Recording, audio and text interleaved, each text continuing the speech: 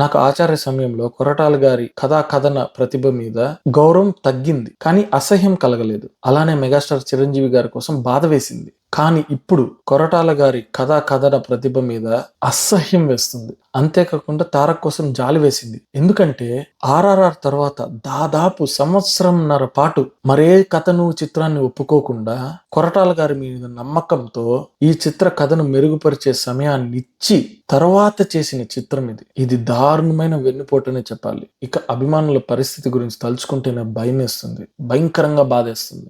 మామూలుగా నేను చాలా అరుదుగా ఇంత ఘాటుగా విమర్శిస్తాను. ఎంతలా చిరాకు పుట్టించుంటే ఇలా చేస్తాను చెప్పండి. వద్దు, ఇంకా ఈ చిత్రాన్ని గురించి నా చేత చెప్పించకండి. మింగేస్తున్నా.